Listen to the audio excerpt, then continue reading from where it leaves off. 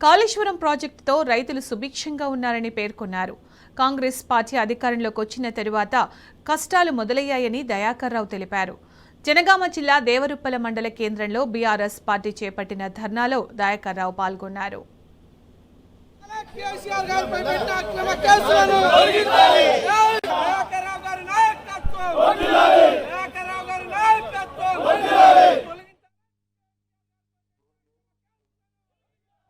ఏం చేస్తున్నాడు కేసీఆర్ ఇచ్చిన సక్కగా చెప్తున్నాడు. ఎంత మోసం చేసి అధికారానికి వచ్చాడనేది ఒకసారి మనం అందరం కూడా రివ్యూ చేసుకోవాలి. నేను మిమ్మల్ని అందరినీ రిక్వెస్ట్ చేస్తున్నా, కాంగ్రెస్ పార్టీ వాళ్ళు ఎక్కడైనా మాట్లాడినప్పుడు మీరు కూడా నోరు తెరవాలి. ఇక 2 ఏళ్ళు అయిపోయింది, నోరు తెరవకపోతే బాగుండదు. సిగ్గు సరే లేకుండా మాట్లాడుతున్నట్టు వల్ల రేవంత్ రెడ్డి నేను అసెంబ్లీలో మాట్లాడింది, కేసీఆర్ జైలు పెడుతున్నారట, మీరు బొంగా మీరు జైలు పెడుతున్నారట. మీరు జైలు వచ్చినోడు కేసీఆర్ జైలు పెడితే బిడ్డ అంటారు. కాళేశ్వరం ఎవరి కోసం కట్టాడా? మన కోసం కట్టాడు.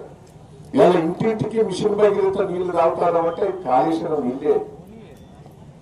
ఇవాళ వరద తీరుగా మన చెక్ డ్యాములు నిండే, రాష్ట్రం అంతా చెరువులు నిండినాయి అంటే కాళేశ్వరం నీళ్ళు. నేను మిమ్మల్ని అందరినీ రిక్వెస్ట్ చేస్తున్నా. మీకు తెలుసు, అప్పుడు కాంగ్రెస్ ప్రభుత్వంలో ఎస్ఆర్ఎస్పీ కాలువ కడితే చుక్క నీళ్లు రాలే. 5 ఏళ్ళు కాలువలలో చెట్లు వచ్చినాయి. నేను మహారాష్ట్రలో జైలు పోయి 1 నెల రోజులు జైలు నుండి కొట్లాడా, అయినా నీళ్లు రాలే. మళ్ళా కాళేశ్వరం కట్టిన తర్వాతనే గలగల కేసీఆర్ దయవల్ల నీళ్లు వచ్చినాయని మనందరం కూడా మర్చిపోవాలి. ఈ రోజు అంటాడు కాళేశ్వరం కూలిపోయింది అంటాడు. అవి 3 బ్యారేజీలు అండి, 15 రిజర్వాయర్లు, 21 పంప్ హౌస్, 200 కిలోమీటర్లు అండర్ గ్రౌండ్ నీళ్ళు వచ్చినట్లు, 1500 కిలోమీటర్లు కాలువలు. ఇంత పెద్ద ప్రాజెక్టు 141 స్టోర్ చేసే ఒక్క బ్యారేజ్, ఒక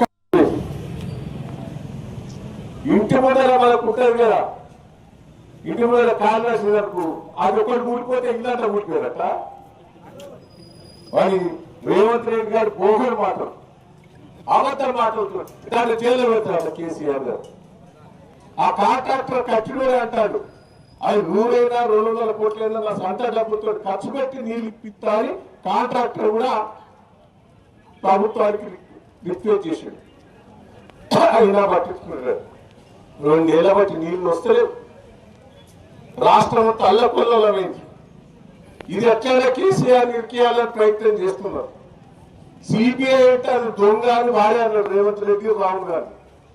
సెంట్రల్ అంతా మోడీ గారి అధికారంలో ఉన్నది, మోడీ గారి చేతులు ఉన్నదని రాహుల్ గాంధీ మాట్లాడిన మాటలు, రేవంత్ రెడ్డి గారు మాట్లాడిన మాటలు ఇప్పుడు సిబిఐకి ఉపయోగం. సిగ్గుండా అరని రేవంత్ గారు దొంగ సిబిఐ అని అన్నోడివి మళ్ళీ దొంగకి ఉపయోగిస్తాను ఎందుకు?